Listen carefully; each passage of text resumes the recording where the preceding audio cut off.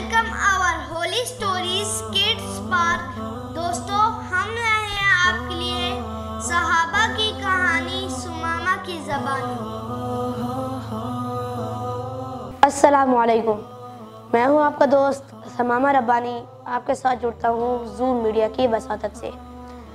دوستو، حضرت ابن عباس رضی اللہ عنہ کی کہانی کا پہلا حصہ آپ سب سن چکے ہیں۔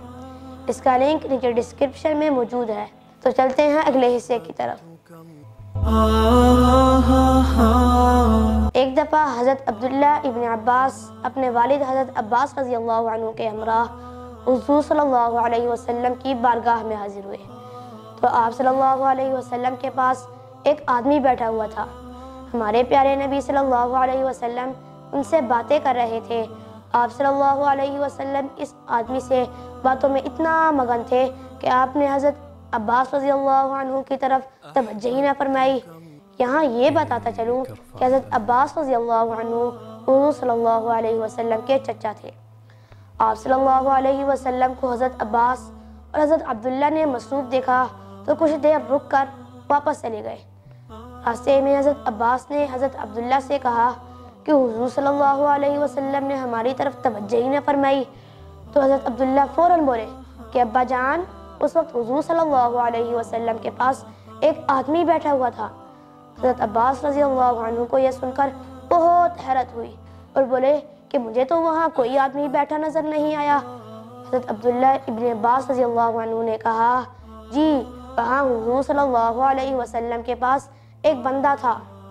حضرت عباس بہت حیران ہوئے اور دوبارہ حضور صلی اللہ علیہ وسلم کے پاس آ گئے اور حضور صلی اللہ علیہ وسلم سے پوچھا کہ کیا آپ کے پاس کوئی آدمی موجود تھا؟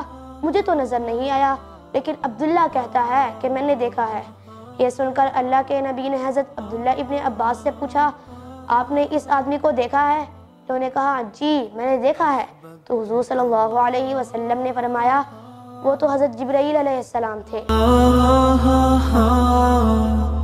حضرت عبداللہ ابن عباس، جو بعد میں ابن عباس کے نام سے زیادہ مشہور ہوئے، آپ کا قد لمبا تھا، آپ کا جسم بھاری تھا، آپ کا چہرہ انتہائی خوبصورت تھا، آپ کی شخصیت وجیح تھی، آپ کے بال لمبے تھے، زلفیں رکھی ہوئی تھی جن کو مہندی سے رکھتے تھے، آپ کو قرآن پاک کی تفسیر میں بہت مہارت حاصل تھی۔ حضرت عمر رضی اللہ عنہ آپ کو بڑے صحابہ کے ساتھ بٹھاتے تھے۔ ایک بار کسی نے حضرت عمر رضی اللہ عنہ سے پوچھا کہ آپ کیوں مہاجر صحابہ کے ساتھ اس کم عمر کو بٹھاتے ہیں؟ تو حضرت عمر نے فرمایا کہ اس نوجوان کی قابلیت تم جانتے ہو، اسی وجہ سے بٹھاتا ہوں۔ ایک مرتبہ اس امت کے سب سے بڑے قاری حضرت ابی بن کعب رضی اللہ عنہ کے پاس ابن عباس رضی اللہ عنہ بیٹھے تھے۔ جب حضرت ابن عباس اٹھ کر چلے گئے تو حضرت ابی بن کعب نے فرمایا کہ یہ اس امت کا بڑا عالم ہے، اسے اللہ نے سمجھ اور دانائی سے نوازا ہے۔ اللہ کے رسول صلی اللہ علیہ وسلم نے بھی اسے دعا دی ہے کہ اللہ اسے دین کی سمجھ عطا فرمائے۔ حضرت ابن عباس کی عمر 71 سال تھی۔ 68 ہجری میں آپ کی وفات ہوئی۔ آپ کے شاگرد حضرت سعید بن جبیر نے آپ کا جنازہ پڑھایا۔ دوستو، ہماری آج کی کہانی ختم ہوئی۔ اپنے میزبان سمامہ ربانی کو اجازت دیں، ملتے ہیں اگلی کہانی میں۔ دیکھتے رہیے زوم میڈیا۔ آپ کے لیے صحابہ کی کہانی سمامہ کی زبان میں۔